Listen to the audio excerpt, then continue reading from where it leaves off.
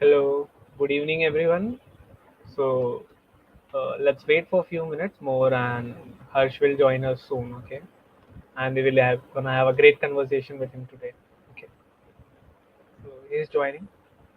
Okay, okay. So I'm not okay.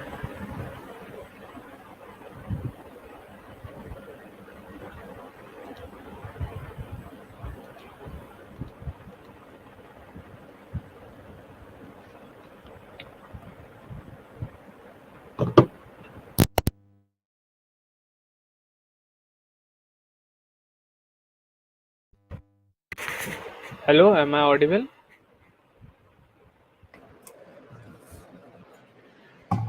Hello, Harsh. Audible?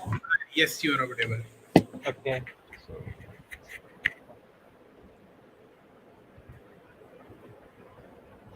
okay. So first of all, hello, Harsh. Hi, Jwala. How are you? Uh, Thank you so much for coming at today's chat conversation. Myself, I'm actually excited to host you for today's session. Okay, that's so, great. so first of all, let's introduce yourself. So, hello everyone. Uh, Today we are gonna have Harsh Sharma on our channel, as today's conversation is gonna be with Harsh. As you all know, that he has got a lots of experience. As you will scroll his LinkedIn profile, you will get more and more about him. So basically, he had worked into very great startups and very great firms. He's currently also working as an SDE. So he has a lots and lots of things to tell you. And so today, let's have a great conversation with Harsh, and let's explore more and more.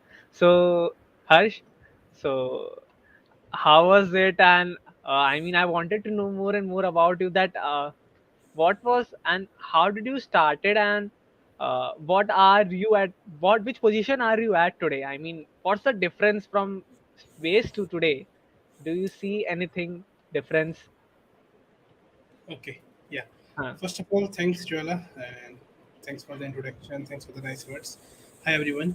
So, the question you asked, the difference between the starting and today. So, yeah, there are a lot of differences. Today, like in the college time, I had to ask my parents for money. So, right now, I don't have to. The biggest difference. Then comes the independence. You can make decisions, whatever you want. You don't have to ask anyone. So the independence is a great factor, but yeah, there are differences, and this is a journey everyone goes through, but it's upon you how early you reach to this, and it's a process of going growing. So every 2 years you'll find yourself at a better position, and the graph will keep going up. So yeah, I'm just growing like everyone else at my own pace. Okay, so as I saw that you are at DTU, right? So it's India's one of the toppest technical university. So Yeah. what was your experience in DUTU, and what were the various phases you've gone through during your engineering period, and what would you like to suggest everyone during an engineering period, what one should do and how he should scale himself? So Okay. can you tell me more about your engineering life and all, about it Okay. DTU education more? Yeah. Yeah, so DTU is, as you said, one of the best colleges in India, Hmm. and in Delhi, it's among the tops. So it's a government college, and as every top college, it had great on-campus placements. So that I was worried about. But when we enter in the first year, we generally have that mindset of chilling in the college, enjoying the life. So similarly, I had that also, and moreover, I had cleared JE in my 12th. So it's a rest phase for me. Like अब हो गई मेहनत, now let's enjoy. So don't do that. That's a very bad mindset we generally get from online media, social media, movies. So the first year I almost wasted all the time. I didn't explore anything. My grades were very down because I was just chilling. But later on, I realized that grades are important. Usually, seniors will tell you that grades doesn't matter, CGPA doesn't matter, your skills matter. But this is not the truth. When the companies come for hiring, they bifurcate you on the basis of CGPA. So let's Okay. say Microsoft comes, so only students with 7.5 CGPA or above are allowed to sit. No one else can sit. So such things happens. So focus on your CGPA. Now, how to focus on CGPA? We all have been through class 12th. and class 12 science, especially boards, is generally a nightmare. So we have been through that tough phase. So we know how to study, how to hard work, and we know how to uh, cover syllabus. And so just focus on that. And how to do that? It's not that much hard work as it was in class 12th or class 10th boards. It's easier in college. But generally what we do, we ignore classes, and after the classes on the last week of the exam or the just day before exam, we arrange notes, ask someone what to study, and somehow we managed to get 7 8 cgpa. So if in one day, in one week, you can get 7 to 8 cgpa, if you study in the class or maybe start preparing a little bit of 1 month before, you can easily get 9 cgpa or above. So I'll say in college, just focus what they are teaching in class. Okay, so classes are generally boring, but make notes, you can enjoy after that. And even when the exam will be approaching, you won't be in a hustle bustle, you'll be chill, you'll have notes, you just have to revise and prepare for the exam. So this will maintain your cgpa, and trust me, a higher cgpa will benefit you in many ways you can't imagine. When the companies will come, you will see that many companies are just kicking off students on the basis of CGPA, and I was one of them because I had a CGPA of 7.5, and many companies didn't allow me to sit. Many did, Okay. but some dream companies did not. So focus on CGPA. What to do? Let's say, for example, in my case, in my first year, I had a CGPA of around 6.7. So to improve that, I worked hard in the second year. I worked hard in the third year. I brought it up to 7.5. So I got some benefits there. So focus on the CGPA. Second thing is, in college generally we have that mindset कि college में तो कुछ भी नहीं पढ़ा है, जो है हाँ. वो लाइक ऑनलाइन है, कॉलेज में जो पढ़ा रहे सब वेस्ट है. So this get away from this mindset. Some of the, I will say, most of the core subjects which are asked in interviews, they teach you same in the college itself. Let's say object oriented programming, this is in your college. Operating system, they teach it this in college. DBMS, this is in college. Computer network, system design, software development lifecycle. So these are the some subjects which they teach you in college, and these are as it is asked in the placements. But during our college time, we are not focusing on the subjects, we are not focusing on the class, just waiting for the last day.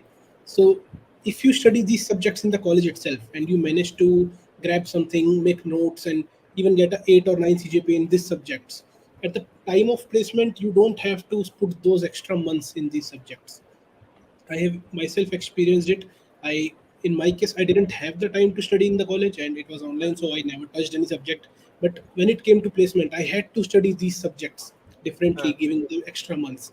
So focus on these subjects in the college itself. So you'll be able to save a lot of time at the time of placements. Okay, so Harsh, if you have questions that how to manage time before 2 months of placements. I mean, just 2 months placements are gonna come, and how to Okay. manage. I mean, before placement there is a lots of tension between students that they have to also work on their academics. They have to do their term work submissions and all. So how actually one should maintain their time or put their time into more productivity such that they can excel in placements duration of placement. So what are suggestions on this? Okay, so we, as I said, we have all been through the class 12 boards. So we know how to wrap up syllabus in minimum time, what mistakes we did. So don't repeat those mistakes. And now you're seeing that only 2 months are left. So assuming that everyone is from tech background here and most of you have prepared for DSA, you might have heard of the greedy algorithm. So what it actually says, to reach to the optimal solution, what you have to do at every step, choose the most efficient path. At every step, Okay. I'll say choose the shortest path. So Hmm. that approach you have to follow in the life. If you have 2 months, just follow the greedy algorithm. What would it say? Like try to maximize your output of every week. You have 8 weeks, so try to maximize output of every week, and at the end you will have the maximum output. Then optimize it further. Try to maximize the output of your every day. So each day you have to make yourself study at least 8 to 10 hours and try to maximize your input. So that way, just follow the greedy approach, and at the end of 2 months you will have the maximum output there. So basically, I also saw that you were an intern at Apni Kaksha, right? Before. So I mean that means how you started your coding journey and you landed with Apni Kaksha as with Aman Dattarwal, right? So It's one of the biggest, right? So how your coding journey actually started from startward, and how you are working at a such big company, and also previously worked at an academy in Udan. These are one of the unicorn today, right, in our country. So Yeah. I wanted to know that how was actually this coding journey started about it. Okay. So my coding journey started in school itself. In 11th and 12th, we School. had C++. Okay. So I enjoyed C++. I scored 97 in boards, so I know I am made for coding. So I took computer science BTech, got in a good college. But side by side, from my 8th class, when I was in 8th class, I've been teaching to small kids at my home. So I had a lot of passion in teaching, and I have built that skill from a very young age. So right now I'm very good at teaching. So I thought to continue that. So what I did was, like, in the coaching institute I studied, they invited me as a teacher. So I'd go take some lectures in a month, 10, 12 lectures, and earn some money. So then one day, Aman Dattarwal came to our college. Then he gave the opportunity, he wants to teach, and somehow through all the shortlisting process, I made that there, and I started teaching there. So teaching was my passion, and then COVID came, so college became online, and I was already into teaching. So my teaching career started growing there in edtech. But my I didn't do any coding. I skipped my internship season. I didn't sit in any internship because I was in apni kaksha only. But at the end of third year I realized that I have to sit for college placements. Then actually started hard studying DSA and all the core subjects. So if I measure 4 months before placement, I started studying for placements. First I wrapped up all the core subjects, then started studying DSA. So that's how my journey went. Then after cracking the placement, I again went into some edtechs and techs. So right now I am in both the fields as a software engineer and as well as an educator. Okay. So, as of an engineering part, I know that many students are being confused that, I mean, क्या करना चाहिए, CP करें या def करें, या फिर वो और DSA, one should focus only on DSA or one should only focus on development. I mean, as of I know that one should focus on both, right? But I wanted to know what are your suggestions, what you should suggest to all the students, such that at the last when the placements are there, they should not get be in a period that यार ये पहले कर लेना चाहिए था. So what do you actually suggest, because I think both should be balanced equally. Yeah. So actually, we have to adjust ourselves according to the conditions. So right now, many of you might know that CP hype is going down. So Hmm. code forces, lead code, people are not giving that much importance to them. And 200, 300 questions at lead code is a normal thing now. It's the new normal. Every student have done 200, 300 questions on LinkedIn. So you have to make yourself outstand. So lead code is necessary, I know, because it helps you solve the coding round. Because to go to the interview, you have to first solve the coding round. So the first barrier is the coding round itself, which lead code will help you. Maybe competitive programming will help you. If you have time, I would say do competitive programming. It will help you in the aptitude. It will help you in solving the problems faster. But if you are short on time, I would say just focus on DSA, solve lead code questions up to medium, some of the hard questions, go through the standard questions, try to cover all the topics, at least till graphs and DPs, and focus on the core subjects as well. So what happens is, if you are targeting a MNC, they won't generally ask much of development or much about frameworks or any language. They will just focus on DSA and core subjects. If you are aiming for a startup, so they might be focusing more on system design, more on development. So first you have to see where are you focusing, what is your goal, and how much time do you have. If you have time, then only go to CP. If you are short on time, I would say you can skip it. It's a helpful one, but it's not necessary. Okay. So we have one question by Sober Rajit, that how to tackle aptitude for college placements since it's the elimination round itself. So, I mean, that's a very good question. I think that because Yeah. first of all, the first round itself is an aptitude, or we can say a DSA round, coding round. So, many students just start doing DSA and CP at their final year. How much I know that much, uh, but I think what should be your suggestion on this? That how one should tackle so that they should excel, because that's the first barrier. But I mean, the interview I think is the last thing, because nowadays getting an interview link is very very hard. So because thousands and thousands of people apply for the same roles. I mean, so what are your answer? What we would like to answer for this question? Yeah, it's a good question and it's an important one to cover. Actually, aptitude is a thing which you don't study. Okay, you can study some concepts, you can learn how to solve some kinds of problem, but at the end, aptitude is a game of practice. The more you solve, the better you get. So what to do? Just practice as much questions as you can. When you go on LinkedIn, when you try to solve problem by yourself, your aptitude skills already increases. So try to solve more problems. If you think you are weak on aptitude, you don't need to learn anything. Just solve more and more questions. Just try to see what type of questions come, because there are some standard types of questions. You will, the more you solve, the better you will get. So I would say, like, generally coding students have a good aptitude already, but if you don't have, just solve some questions. And if you think it needs some more focus, just solve some aptitude questions in different order. Okay. So I also know that you used to pay your own fees during your college. I mean, it's itself a very big achievement because as a middle class student, everyone has their dream that they should pay their own college fees. And I mean, I itself always wanted to do that. So I mean, how you pay through that this way? I mean, as a college student paying a lakh rupees or almost engineering college has a fees around lakh or 1.5 lakhs, right? So how actually how you actually got it through? I mean, what was the various things which landed you to these opportunities and these things? Okay. So there's a saying that you do something by your choice or by necessity. Okay, So paying my own college fees or earning in college wasn't my choice, because already I was teaching since my school days, so I had a side income, but I never kept money for myself. Everything goes to my mom.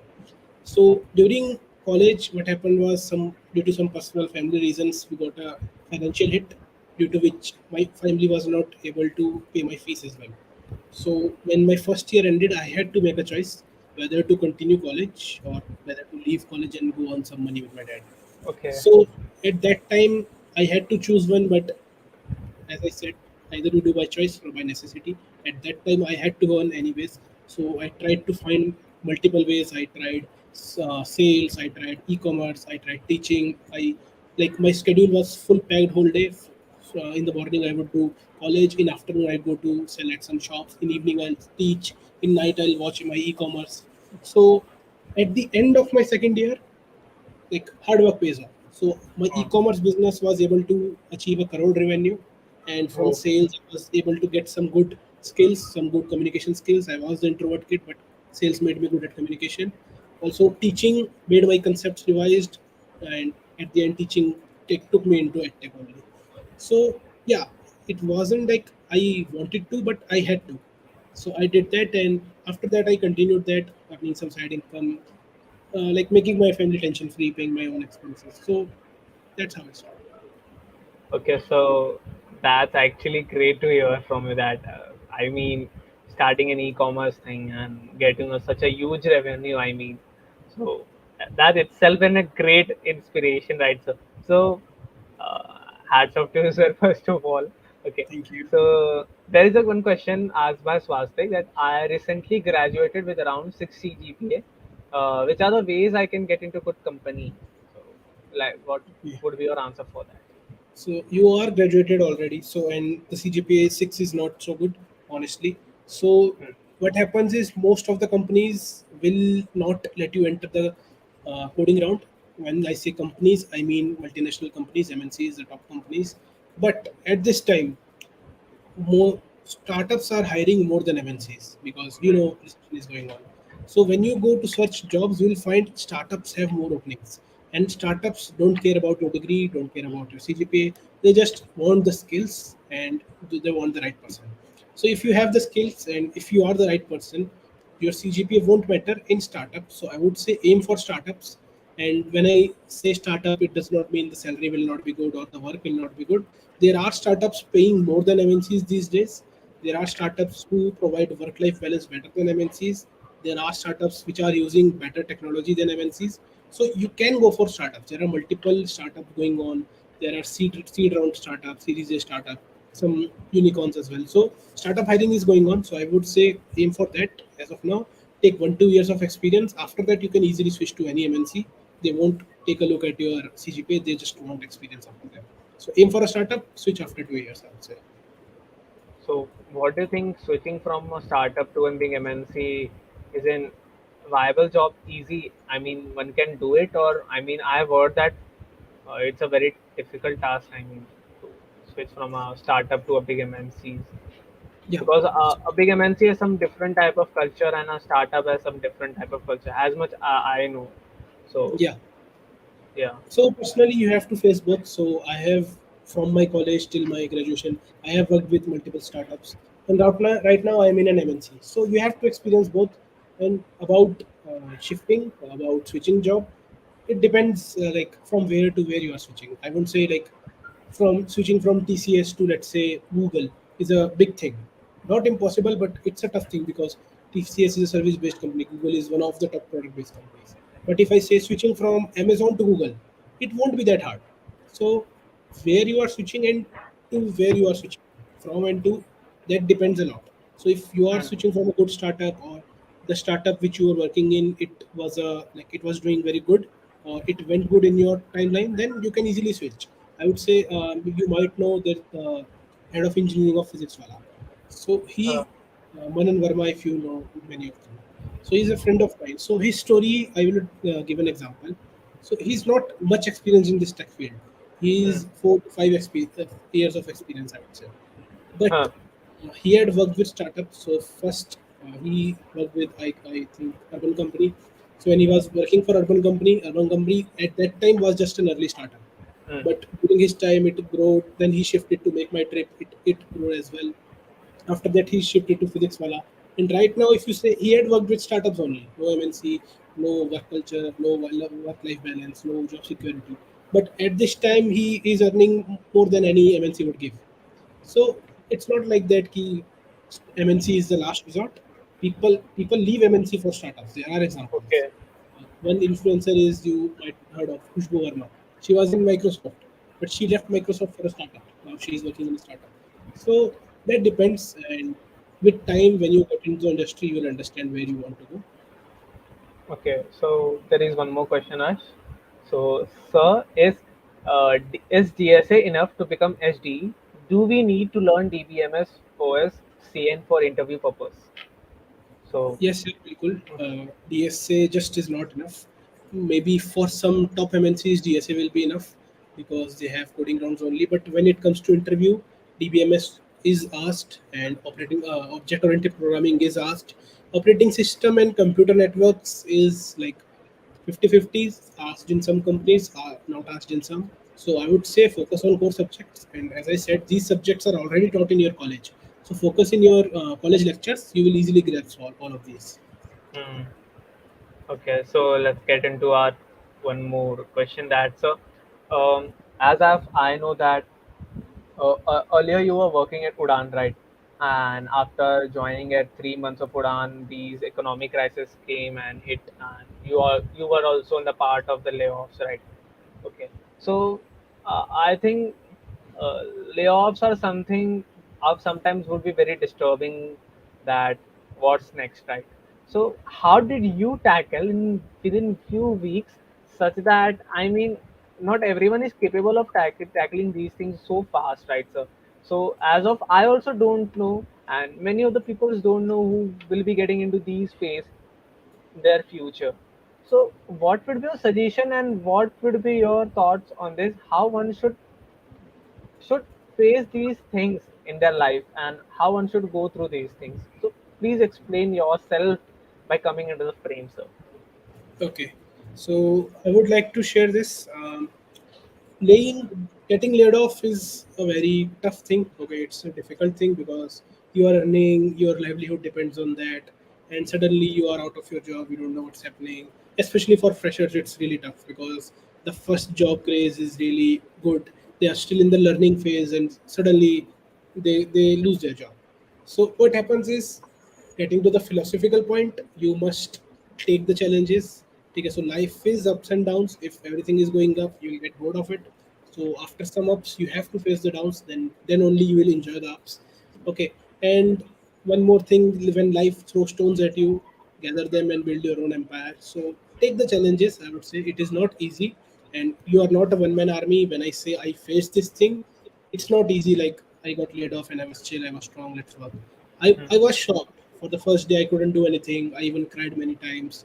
It was tough, but the people around you, they'll make you strong.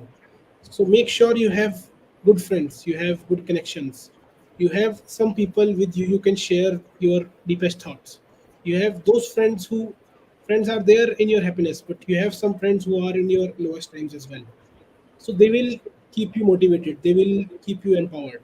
So that's on the willpower side. But after that, follow the greedy approach only. If you maximize the output of your one day, definitely you will achieve the goal fastest, in the fastest way possible. So I did that only after second day. I discussed everything with my friends. I had to follow the practical approach. Crying won't get me anything. Taking tension won't get me anything. I have to prepare. So I started preparing just from the second day, and within 2 weeks I was able to get offers. And the only thing I guess which made me get offers quickly compared to other candidates was because I started preparing on the second day itself and Huh. preparing 12 to 14 hours a day. So That's follow a the tough thing. yeah, I mean, getting into these things and abruptly starting, यार नहीं अब मुझे फिर से खड़ा होना है.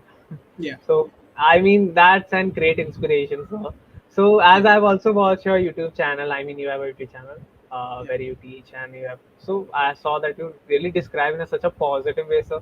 So how you started and why you started actually? I mean there is always some motivation before starting anything, right, sir? So yeah. can you just explain and about yourself or about your YouTube channel and how did you start and what was it? Okay.